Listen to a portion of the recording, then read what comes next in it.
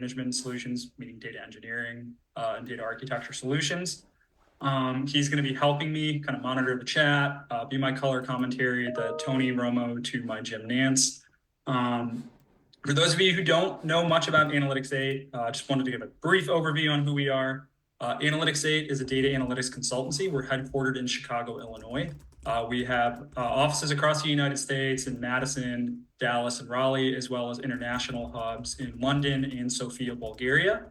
Our primary services at Analytics 8 fall within 4 broad categories, those being data strategy, data management, which is everything pertaining to data architecture and data engineering, analytics, which is everything pertaining to front-end BI and data visualization, as well as AI and advanced analytics with a focus on generative AI. So the focus of today's workshop is going to be more on the data visualization front, but if you do have any other questions on everything within the data analytics end-to-end stack, please feel free to reach out to us, as we have a lot of different specialty focus areas. So in terms of why we're here today, I think the central thesis is that choosing a tool is confusing. What I have up on the screen is the 2023 MAD diagram that Matt Turk puts out every single year. It basically just gives an overview on some of the available tooling that's out there in the marketplace, some of the potential technology options that you could possibly select. All that to be said, it can be really confusing just kind of knowing where to start, what to kind of weigh in your evaluation criteria, particularly when it comes to front-end BI and visualization tools. So we're going to be covering a framework that'll kind of help you to evaluate the optimal fit for a front-end BI tool, which we'll dive into here in a moment. Let's go into the BI tool evaluation framework. So today, again, we're going to be reviewing an optimal framework for selecting a BI tool. This is the same framework that we deploy for our clients when we're evaluating BI tools. And typically, we're going to be looking at 5 main pillars, those being tool fit. So basically how backend data architecture components and cloud vendor platforms impacts the BI tool selection process. We'll be looking at data platforms, how you basically find the right fit in terms of the cloud hyperscaler that you're operating on, the data platform, data warehouse, data lakehouse that you're operating on. We're going to take a look at transformation strategy. So specifically, where should data logic live in relation to the BI tool? We're going to then look at intangibles. So these are the things that kind of live outside of the normal day-to-day technical delivery items. So things like feature functionality, licensing cost, colors, fonts, new and unique features within a BI tool set, basically how you should appropriately weigh those when you're trying to select or plan for a migration or a tool evaluation. And then finally, the migration plan itself. So after you've done your due diligence, you've done all your homework, you've gotten to the point where you've selected a BI tool, how do you actually move into the implementation and the execution and deployment of that new BI tool? So with that, let's dive into tool fit and where to start. So when we look at BI platform criteria at Analytics 8, we're typically looking at 6 main broad concepts, those being optimal fit within your backend data platform, key feature functionality, the user and developer learning curve, licensing models.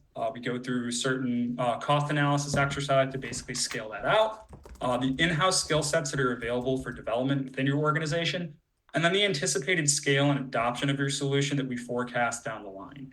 So all that to be said, there are a multitude of factors to consider, but we really think it's important to prioritize and start with these 3 main factors. So number 1 is fit within your current or anticipated architecture. So BI tools are ultimately just a representation of data that originates, persists, lives in different source systems. If your BI tool cannot connect, it cannot scale, it cannot work in a performant manner with these systems, your initiative is going to be dead on day 1. A really good example of this was a customer project probably a few years ago where we had a customer that was using Redshift on the back end for their cloud data platform. They were adopting Power BI on the front end. We were brought in to basically help mitigate and remediate some performance issues that they were seeing. At the time, Power BI did not support query folding to Redshift, which is a really important performance consideration when you're using Redshift and Power BI. Our recommendation to them that there was nothing to remediate. They had to kind of pause their implementation and reevaluate what front-end tool they were actually going to adopt, because Power BI wasn't necessarily going to be able to function in a performant manner with Redshift behind it. That issue has since been remediated in the platform itself, just an FYI. But they basically had to pause and reorient, select Tableau on the front end, and move forward with their development. So all that to be said, take a look at what sits behind the BI tool to make sure that what you're selecting on the front end is going to be a clean fit from a feature functionality and downstream perspective. Second factor that you should be prioritizing is learning curve. So I think it's really important to look at your people. How difficult is the tool's learning curve that you're looking at, both for your developers and your end users downstream? Because the adoption of your solution is going to be fundamentally tied to your people. You don't want to forget about them. Typically, we like to say that niche tools necessitate niche skill sets. It becomes harder to develop. It becomes harder for users to basically find the resources that they need in order to learn how to interact and run their analysis within a BI tool. Broad-based accessibility is always a good thing in terms of accelerating the development lifecycle for the tool that you're adopting, as well as for users downstream in terms of figuring out how to actually use the BI tool. And Kevin, one thing I want to add there too, oftentimes when we think about the learning curve for selecting a BI tool, it's very developer focused, but it can't be just developer focused, right? You need to make sure that the end users are comfortable with the platform. And there's a number of ways that you can do that. We'll get more into that when we talk about adoption, but you need to be thinking about things like establishing a center of excellence or establishing a community of practice, identifying your power users on the platform and making sure that there is an avenue for continuous enablement, right? Because the adoption is not just exclusive to the developer side. It's really important that you have that open line of communication with end users for the tool too. Yeah, it's a two-way street. You're going to have your internal developers that are building the solutions, and you're going to have your downstream consumers that are adopting those solutions. And making it as easy as possible on both ends is probably going to be the best path possible to facilitating adoption, which is going to be a key barometer of success in terms of your implementation or your migration. So final point here, really take a look at the anticipated scale and adoption. You want to make sure that you're selecting a BI tool that has room to grow and scale along with the anticipated adoption within your organization. And you're not necessarily buying with the intention of this being your starter home. So another good example of this was a customer that we were engaged in. They kind of fell more into, I guess, the startup phase, or you can classify them as a startup. The BI tool that they had selected was good for that point in time, but as the organization grew and scaled, they quickly hit the ceiling of capability in terms of what they could use for that tool specifically, and necessitated basically a replatform onto a market enterprise leading BI tools, some of the ones that you might be familiar with out there. So all that to be said, think about where you are now, but where you're going to be a year from now, 2 years from now, as you don't want to restart this process again. You don't want to pick a tool that a year from now you outgrow and you have to reorient. You want to make sure that if you're doing this, this is a once in a point in time. This is a once every 10-year endeavor because there is a significant work and lift that goes into a migration. So pick a tool that has the room to grow with you as an organization, with your adopted or with your scale, with the adoption levels that you're forecasting. And Kevin, I think when we talk about adoption too, right, it's a misconception that adoption is just the usage, the number of users on the platform. No doubt that is important, but it cannot be the only factor as you're going through that migration or adoption process, right? It's not just about using it regularly, it's about using it effectively.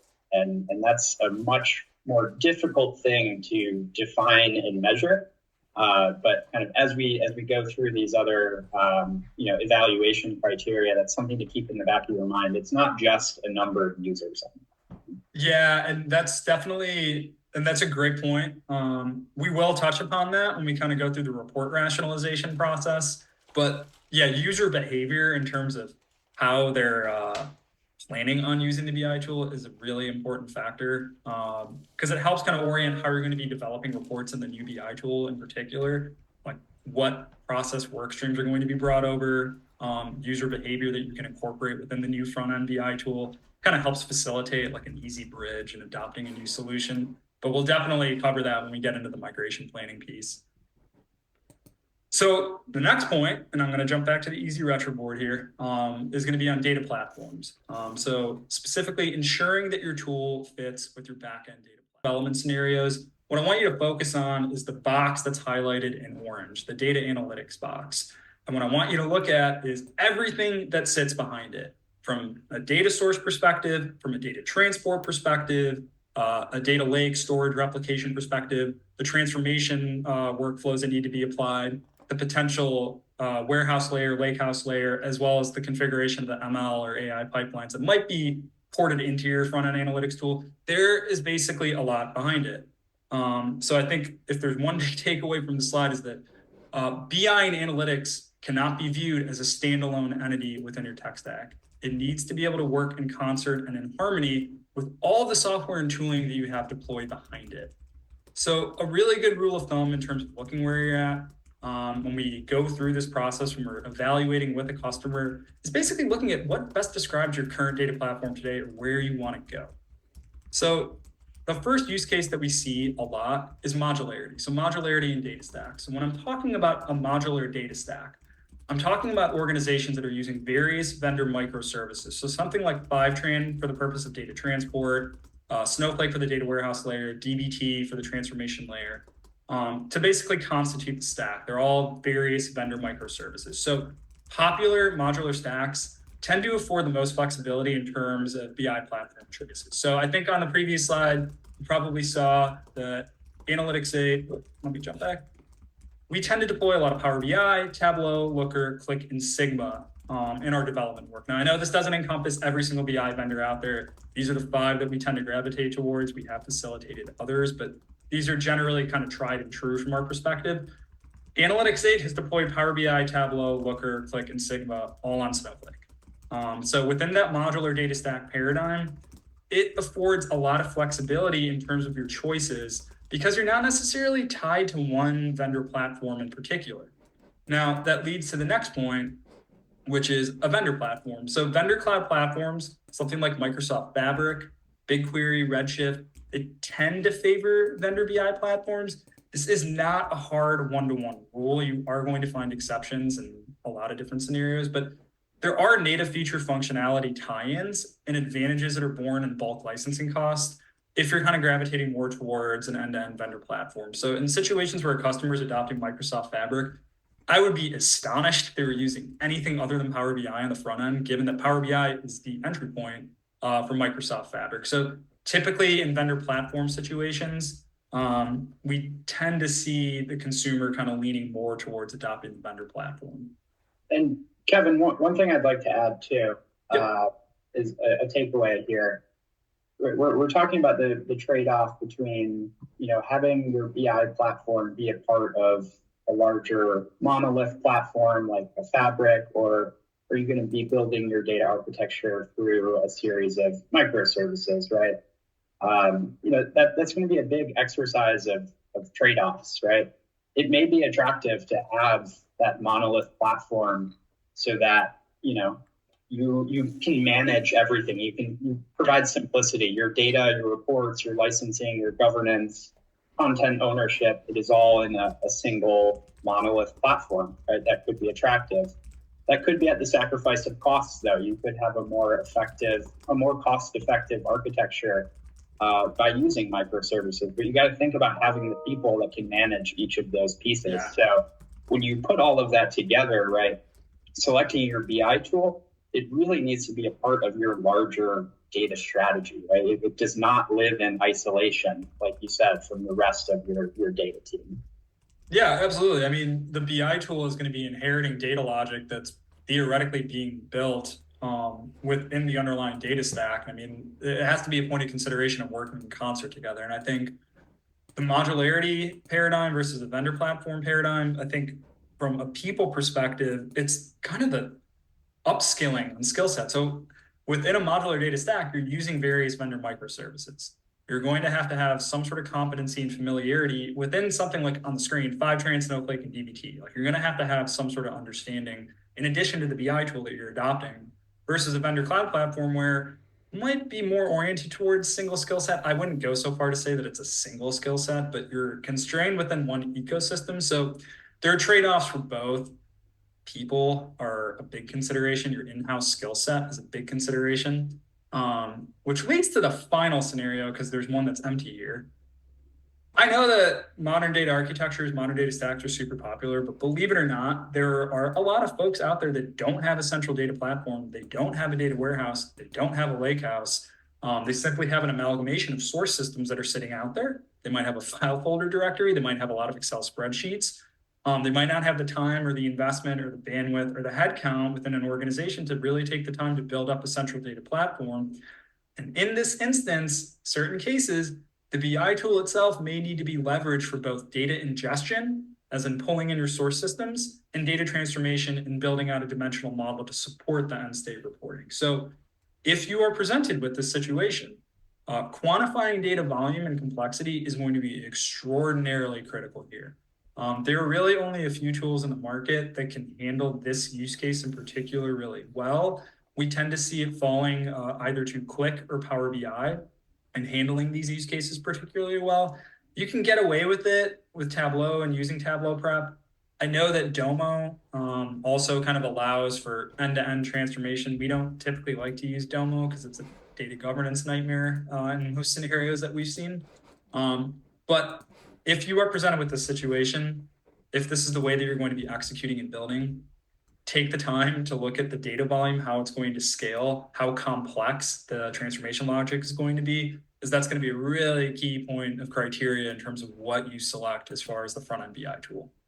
Yeah, and Kevin, it seems kind of funny, right? We're here talking about selecting a BI tool, and here we're starting the discussion around the data platform. Yeah. I think the reason that we're doing that is a lot of BI tools in the market, their capability is not exclusive to that front-end analytics. There is a lot of data prep, data storage capability that's available for these tools. I mean, if we look at that diagram again, right, you're going to see some of those BI tools kind of scale across that stack too. So it's really important that if you are using the full capabilities, you need to make sure it's the right decision if you end up using your BI tool as a substitute for the data platform, because that could be an inherent risk if the BI tool is not capable of handling the scale of data that you will eventually reach.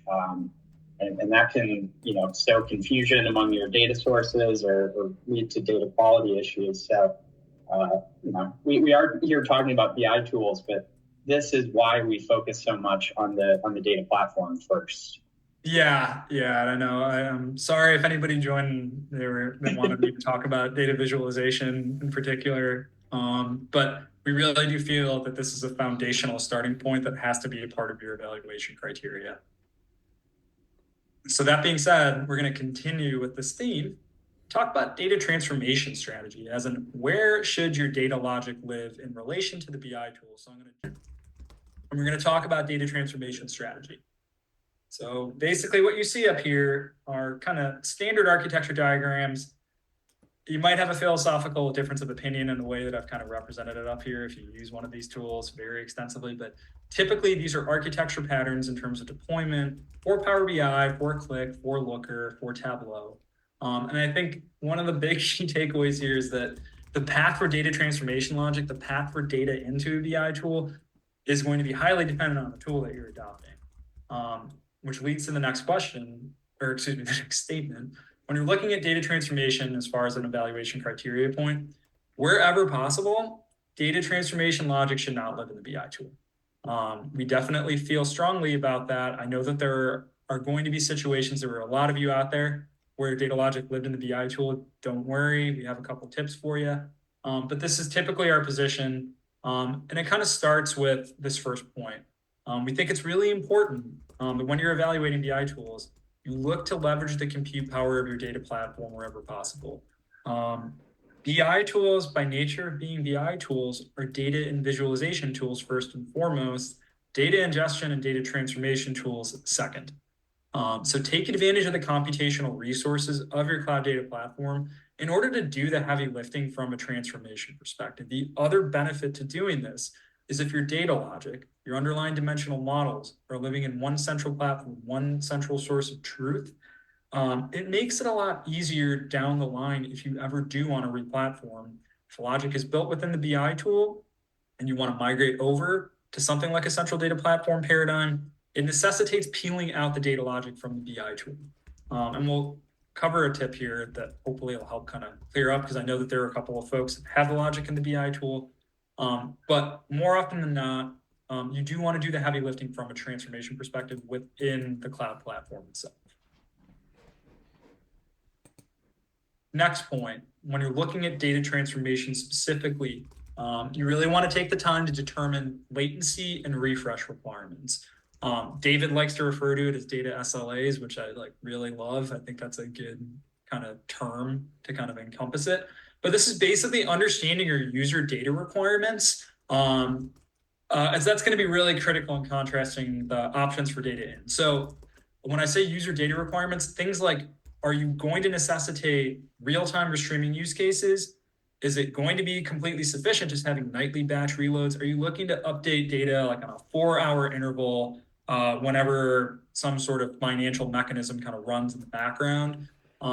Getting a good handle on data freshness, data latency, the level of refresh requirements, that's going to be really helpful in contrasting whether or not you're going to be taking advantage of something like the in-memory cache of the BI tool, whether you're going to be direct querying down to the warehouse to kind of help facilitate those real-time use cases.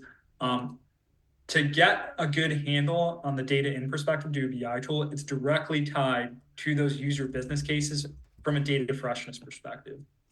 And Kevin, this is a fun one when we're helping our customers migrate or adopt a new BI tool, because it really puts the emphasis back on the end users of the platform, right?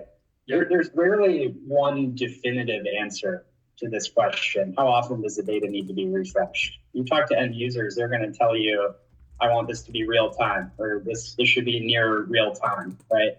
And oftentimes that's because the end users, the business users on the other end, they're not aware of the technical details or the challenges of doing that, and nor should they, right? They shouldn't care about that. So as a data team, building products in a BI tool, right? This is kind of like a negotiation with your end users, right?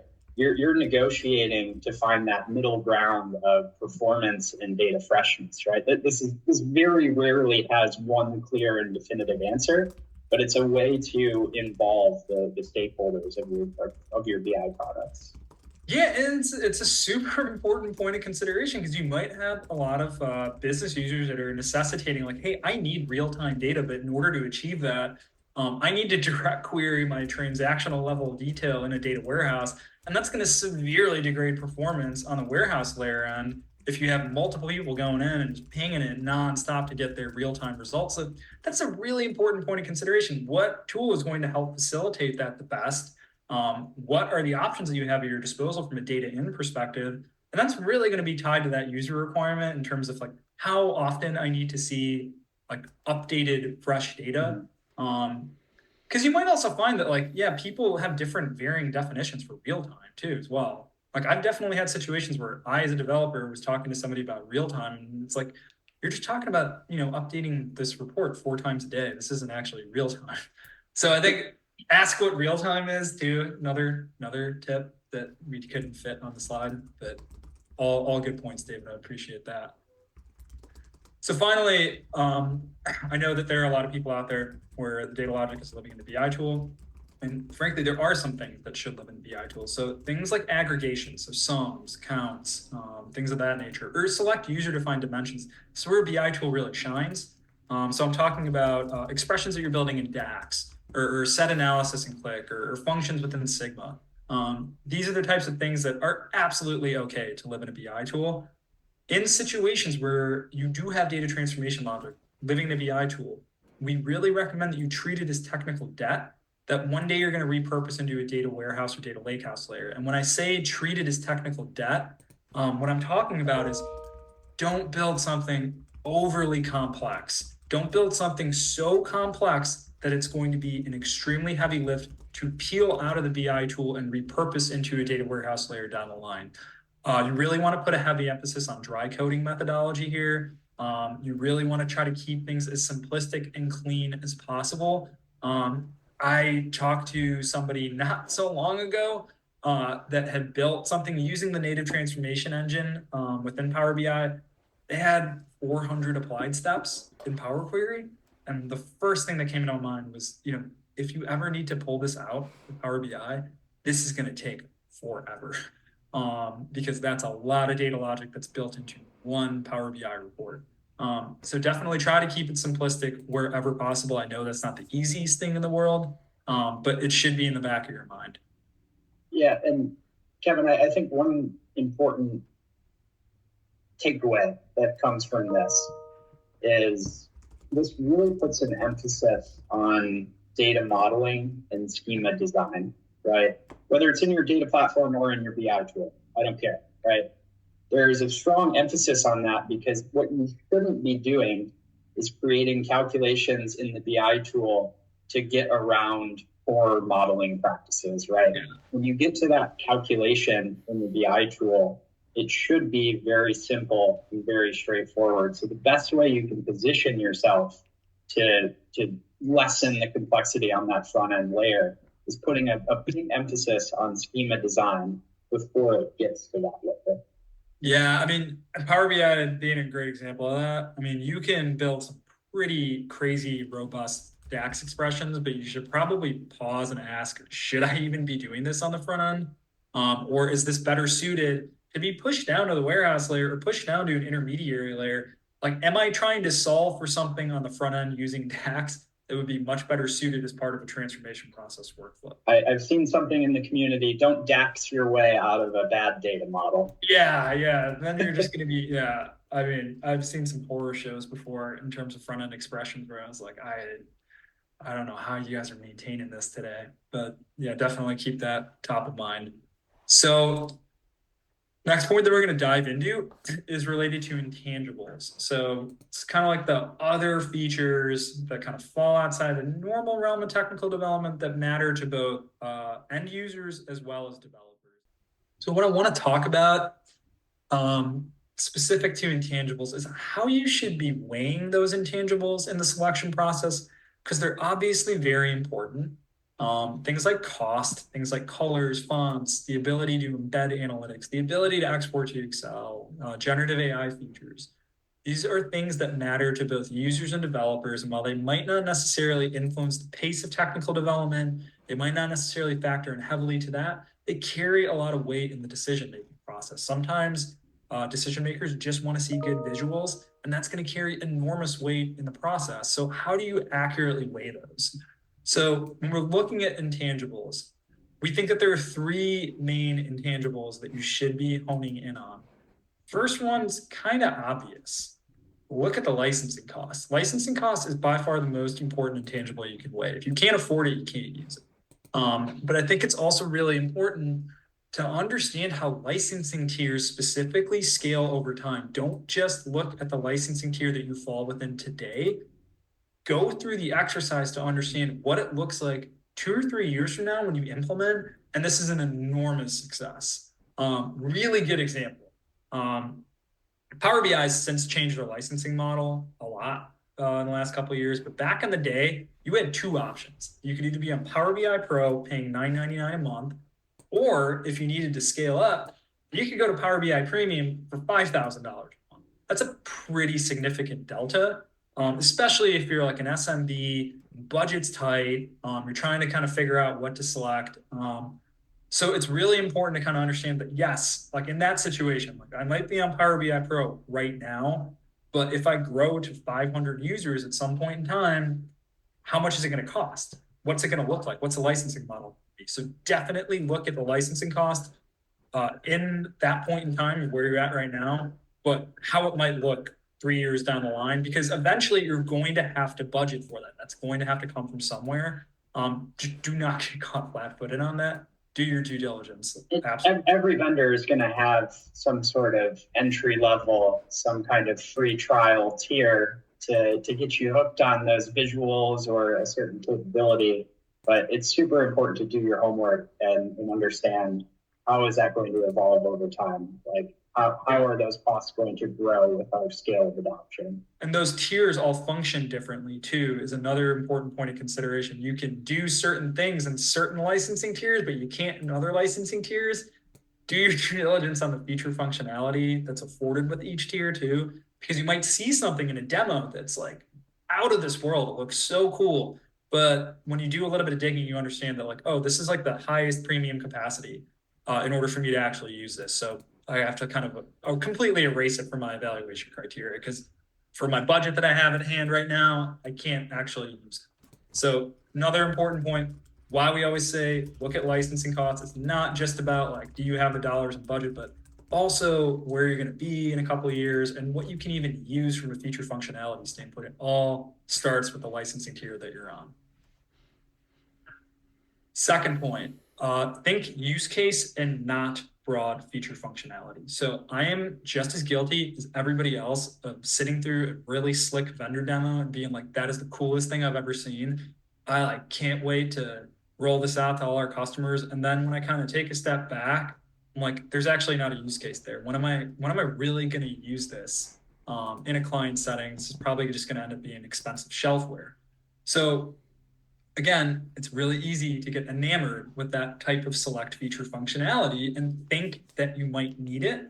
In order to appropriately evaluate those things, tie that feature functionality that's important to you to actual high impact, high feasibility use cases that you can actually achieve, that you know your organization needs to address. That's going to help kind of clear the noise a little bit, really help you understand whether or not that shiny bell and whistle is actually necessary, or you're just buying a BI tool for the shiny bell and whistle that you're never going to use. It's going to have zero utility for your end user. So definitely take the time to tie it to an actual business use case that you know is going to have impact and that you know that you can execute and you can execute well. Final point, when you're looking at intangibles, I strongly encourage you, if you're looking at a select BI vendor, look at their product roadmap, look at their vision, and look at the user community groups around the BI tool itself. If you're seeing stuff where it's quiet and small, probably a sign of a tool in decline. I think there's a good example where we had a customer who reached out to us. They brought me in to basically evaluate their current licensing agreement that they had with the BI vendor. I'm not going to name the BI vendor, but basically whether or not they should renew. So it had been a while since I had actually kind of interacted with this specific vendor. So I was like, I'm going to go look at the product roadmap. I'm going to go look at the user community group. There was like nothing out there. I'm talking like several months in gaps in terms of like any sort of proactive discussion about anything going on within that specific BI tool. That's a huge red flag. Because you have to think about it from the context of both end users, but also your developers, the people that are building. Invariably, when they're going through technical development, they're going to hit a blocker. They're going to hit something. They're going to need some sort of method to help remediate a technical development issue that they are hitting really hard. More often than not, they're going to go out to a user community group. They might go to ChatGPT now, but they're going to try to find that answer. And if that answer isn't readily available, if you have a user group that's basically dormant, where nobody's paying attention, it's probably a sign of a tool in decline. It's probably a sign of a tool that's going to be hard to hire for in terms of skill set because nobody's actively engaging in it. So that's a really important consideration point when you're looking at a BI tool. Take a look at the product roadmap, if it's strong, if they have vision, if they're accounting for new technological developments in the marketplace, things like generative AI, things like embedded analytics. They probably are a little bit more forward thinking. They probably have the resources behind it. There's probably growth behind the BI tool itself. So definitely Kevin, this is where it ties back to your larger data strategy too. Think about growing your data team over time, right? You can't just have a small group of developers that have all of the in-house knowledge on the BI tool and how it operates, right? There needs to be that external community available to them. And also when you think about, building that entire data stack and fitting the BI tool into it, think about how you're going to hire for those roles, right? Are you really narrowing that hiring pool by, having a very disparate set of required skills to operate with this tool, right? Are you limiting your possible candidates for your data team, right?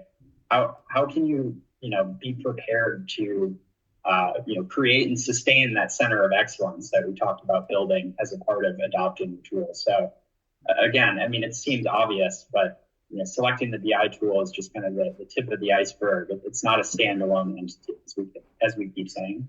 Yeah, I mean, it's really hard to hire somebody to do Crystal report development today. So got to take that into account, like the skill sets that you're going to need, the people that you're going to have to train up. Do they have the training resources available? Typically, a well-positioned market-leading BI tool, they're going to have those resources available. Whereas one in decline, it's going to be a lot harder to find the information that you need, not only to develop, but also to deploy and use for your end consumers. All right, migration planning. This is the last topic for the day. You know everything. You've gone through your due diligence process. You know all this stuff. Now you're ready to execute. Okay, so when we're talking about a seamless cutover for implementation for a BI tool, really we're looking at 6 main topic areas when we start building out the migration plan for a client. First and foremost is report triage and rationalization, so bringing over what you need, retiring what you don't. Second point is determining the high-level look and feel. So there's definitely going to be feature functionality from the legacy BI tool that users get very attached to, that they can't live without. And it's super important to do the due diligence in terms of like, what's the optimal middle ground in the new BI tool? Because you're probably not going to be able to replicate everything one-to-one, but trying to figure out what are the distinct pieces of feature functionality that I can bake in to kind of help facilitate a similar issues case. Data source reconciliation, so finding pieces of data that are available, complete, and ready to build against. Going through the data ingestion and transformation method, we more so kind of map this out so we can determine an architecture pattern that can be deployed across multiple reports, that we want to be able to use the same kind of data transformation pattern across multiple reports. So we're limiting the amount of rework and like bespoke development for just individual reports. We like to go through the planning for the cutover to the new BI tool. When is that actually going to occur? What's the change management process going to look like? And then the eventual retirement of the legacy BI tool. So basically, when are we going to shut it off? Are we going to shut it off in full? Is it going to be a coexistence strategy? So again, when you're looking at starting to put in together your plan for your migration, you've selected the new BI tool, you're ready to move into development. There's 3 core questions that need to be answered. So number 1, what needs to be carried over? Number 2 is data accessible and available? And number 3 is how do I seamlessly cut over to the new BI tool? So question number 1, what needs to be carried over, ties into this concept of report rationalization, which basically means take stock of the adoption and usage of your current reporting and really take the time to assess what needs to be migrated over. I always joke, like, this is the opportunity for spring cleaning. This is the opportunity to declutter and not just bring over everything for the sake of bringing over everything. Bring over only what you need and retire what you don't need. Kevin, that's something that's overlooked far too much. I've been on a number of migration projects, and when I start a migration project and I'm handed an Excel sheet that has 300 reports that we need to carry over, I say, wait a minute, do we really need all of this, right? And that's why it's super important to, in the same way that we measure adoption of the new tool, it's important to create some statistics and gather some data about how people are using the existing tools, right? A great example of how the data team can use data to prioritize the work, right? But tracking that usage, while it is really important, it should not be done in a bubble, right? It's super important to involve the end users in that process. Understand how they're using it, why they're using it. Are there certain pain points that you can improve upon for the future state post-migration, right? And I've seen it too many times where, we rely on that usage data alone, and that doesn't really tell the whole story. Sometimes it's, hey, this report is really heavily used because these end users don't know that, this new version exists, right? There's a better way for them to do that. Or I've even seen cases where it's a bookmark someone has saved, right? And we're carrying over that report just because they had been clicking on the bookmark all these years. So it's really important not to, analyze or do report rationalization in a bubble. While you want to use that data, it's really important to talk to people and understand, what is most important for them. Yeah, and I think, that's a great point. I mean, most tools out there have some sort of rudimentary telemetry data in terms of just usage and monitoring. But it is kind of crucial to account for the user perspective. Like, I know that like Greg has gone to the product dashboard 800 times, but like, what is he actually doing in there? Right. Like, what is his intent? Like, is there a way to simplify it in the new BI tool? So definitely trying to go like the layer deeper and understanding the user behavior. It might even kind of help declutter what you build in the new BI tool. So definitely kind of take stock, definitely place importance on the report rationalization process. Do not migrate all 800 reports over.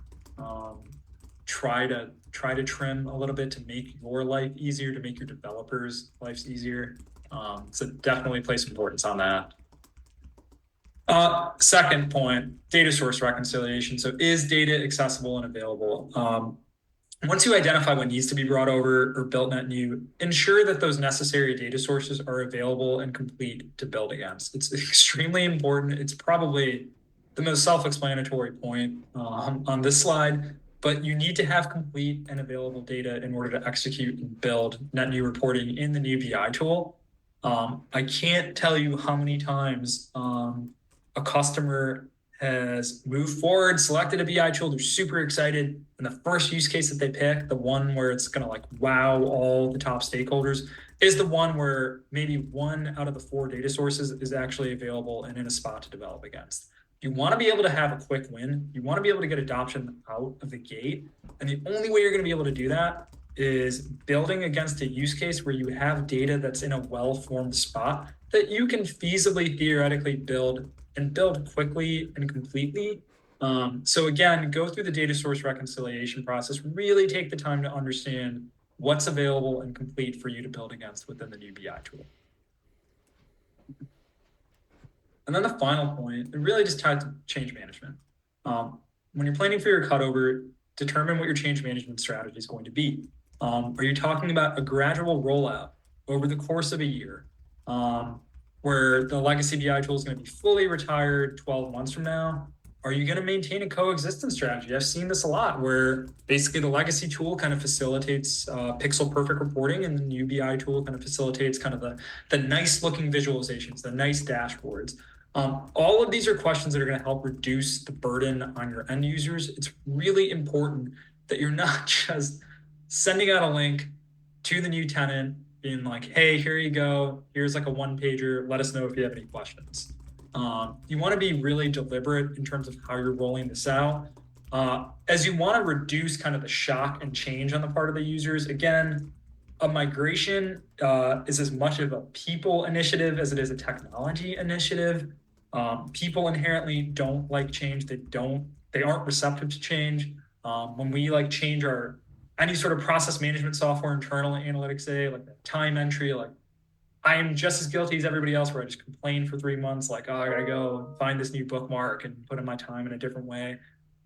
Everybody fights the same battle. You want to make it easy and reduce the burden on your users and be deliberate in terms of how you're going to be rolling out the new BI tool, the communication that comes with it, the initial tranche of reporting that you're rolling out to not overwhelm them. So definitely take the time to hammer out what your change management strategy is going to be. Kevin, some of the most successful BI migrations that I've been a part of are centered around that communication, like you said, providing regular updates on what's being migrated and when, right? Making noise, highlighting the success, right? Yeah. Make noise about what you've built, why you've built it this way, why you've migrated, right? share those wins and highlight the value that you've unlocked or that your users have unlocked from adopting the new platform. You want to get people excited about it, right? It's super important for adoption is you need to bring those end users along with you. Yeah, don't be shy about beating your chest. I think one of the goofiest applications I ever built in my entire career was a baseball themed application, which basically measured the performance of like certain warehouses and like how quickly they were facilitating orders. And I was like, this is the most ridiculous thing I've ever seen in my entire life that I've ever built. There's like a baseball diamond in the background, and like I'm building like, you know, the whatever it is, like the score box and all that. And it was like the most widely adopted solution that I've ever deployed in my entire career. I was like, I cannot believe this. But like it made sense. It got people invested and fired up. People were super excited. They would send like baseball cards to the top performers. There was a lot of cool stuff that kind of came from it. And putting those successes out there definitely gets people fired up about it. So strongly encourage you to find those wins and don't be shy about it. You want to be able to celebrate your adoption and your usage and the value that you're driving for your organization. So final takeaways. And again, we're going to be sending you a checklist when we wrap up here.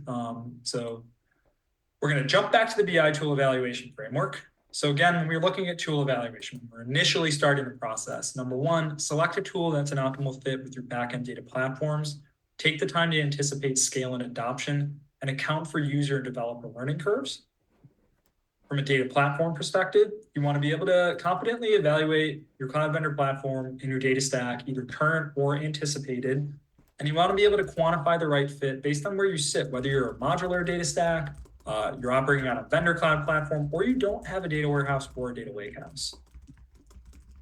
From a transformation strategy perspective, take the time to assess where your data transformation logic is going to live in relation to the BI tool, and then understand the data volumes, the scale, the latency, the refresh requirements to really determine the optimal method of data transformation into the BI tool. From an intangibles perspective, know the licensing and cost structure, both at the point in time that you're at today and where you might be 2 to 3 years from now. Take those must-have points of feature functionality and tie it to an actual business need to really understand whether or not you need it and carries weight in the selection process. And pick a tool that has a planned roadmap, a community that's robust, that's active, that's engaging. And then finally, from a migration planning perspective, complete the report triage and rationalization process. Go through and understand, really run that data source reconciliation process, and take the time to really hammer out your change management strategy for the strategic cutover to the new BI tool.